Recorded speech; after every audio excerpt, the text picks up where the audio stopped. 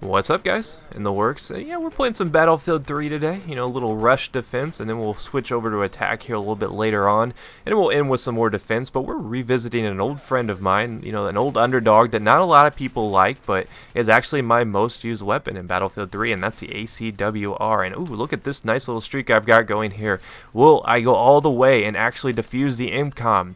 Unfortunately, that is not the case. But luckily, someone on my team did grab it so that my sacrifice was not in vain. Yeah, it was kind of a bummer to see that streak end with a death, but what are you going to do? At least I got those guys out of the way. But yeah, the acw-R, this has always been such an intriguing weapon to me, and you guys know that I've always been a huge fan of it. You know, one of my favorite classes for the engineer is a silenced acw-R, because I found the silencer really doesn't have the downsides that a lot of people think of when they think of adding a suppressor to their favorite weapon, because this thing does have more max damage at range, so it really doesn't feel the penalty of the faster drop off with the suppressor. So I've always been a suppressor guy, but I've been fooling around with some different kits, and I thought it would be fun to kind of revisit the acw-R because not a lot of people like it. I don't really see it used all that often. I wouldn't say it's underused. You know, I say that about a lot of weapons. It's kind of in the middle. You see it every once in a while, but to me, this is one of the best, if not the best, engineered weapon. And honestly, guys, if you've got an accurate shot, if you consider yourself a player that can stay on target well, you will benefit from the acw-R. Because like I said, it is a long-range weapon. It has more max damage than the other engineer weapons. I think it's got 16.7 at max range versus the for instance, the QBZ95 or the AKS-74U. They only have 14.3. And the reason why I use those as a comparison, because oftentimes when you think of a quote long-range weapon, you think of a weapon that has a slow fire rate, low recoil, and the QBZ95, the AKS-74U, they fall in that category. The acw-R doesn't really fall in that category. It's got pretty manageable recoil. I don't have any problems with the recoil, but it's got a fast fire rate. It fires 850 rounds per minute. So it's not really a weapon that you would expect to be a long-range specialist, because typically in Battlefield 3 it's like, okay, low fire rate is usually going to be the good long-range weapons. I mean, look at the SCAR-L, look at the L85, but then you have the acw-R, which fires pretty quickly, and you're like, wow, this thing is an absolute monster at long range. So I've always been intrigued by this weapon, and it's always been my, quote, stealthy class with a suppressor, but lately I've been discovering that in a lot of scenarios, I mean not always, but in a lot of scenarios, having a suppressor on really doesn't help you stay off the radar, because in most situations you're spotted, especially on defense. I've learned that on defense, a lot of times you are already spotted, so having a suppressor on isn't that big of an advantage. So I've been toying around with some different setups, and I found that heavy barrel actually works pretty well on this particular weapon.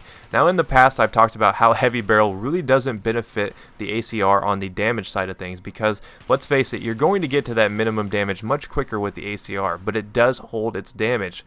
It's a very consistent weapon. I feel like you're always going to be getting that 6 bullet kill. So that's one of the great things about it. If you're getting body shots, you're going to get 6 bullet kills. But that's kind of where the heavy barrel comes into play, because the acw-R actually is one of the most inaccurate engineered weapons, because it actually does have marginally worse aim down sight spread than the other engineered weapons in the same class. So that's kind of a disadvantage. I mean, I think that's kind of how they balance it. So if you use heavy barrel on it, you kind of bring it back in line with some of those other engineered weapons, and I find it to be actually very, very accurate. And with the heavy barrel on it, this thing is just an absolute laser beam, especially if you know how to control recoil. I mean, if you're on the PS3 or Xbox, you just need to pull down a little bit. If you're on PC like I am, it's really easy to kind of just pull that mouse down, stay on target, get those 5 or 6 bullets on. If you're getting a couple headshots, this thing will kill really quickly at range. And you see a lot of really good players running the acw-R. So I really do think it's one of the most underrated weapons in the game, and that's why I kind of consider it my old friend, that old go-to for the engineer class. I mean, I think it's funny. A lot of people would expect my most used weapon to be like the M16 or the M416, but if you look at my battle log, that is not the case. It is the acw-R, and engineer has always been my really serious class, especially if I'm playing rush on defense on a high vehicle map, maybe not Metro or something like that, but on some of the bigger maps, I always tend to play engineer on defense just because it is so versatile. I mean, you get a lot of the perks of the assault class. Obviously, you don't have health or the ability to revive, but you do have the ability to destroy tanks, and that can be very crucial in a clutch situation where the game is on the line and a big old Amtrak comes barreling down the road. So Engineer has always been my go-to class. Now, I know a lot of people like to run Assault, and there's plenty of Assault guys to make up for the fact that I'm running Engineer all the time. But the acw-R it's my buddy. It's always been in my opinion, the most intriguing weapon in Battlefield 3. I mean, it's a very love-hate relationship with a lot of people. I know not a ton of people actually like this weapon. A lot of people get intimidated by the fact that it does less damage in certain scenarios than the other ones, but it does hold that damage much longer, so that is the trade-off to it. So let me know what you guys think of the acw-R now that it's been out for a while.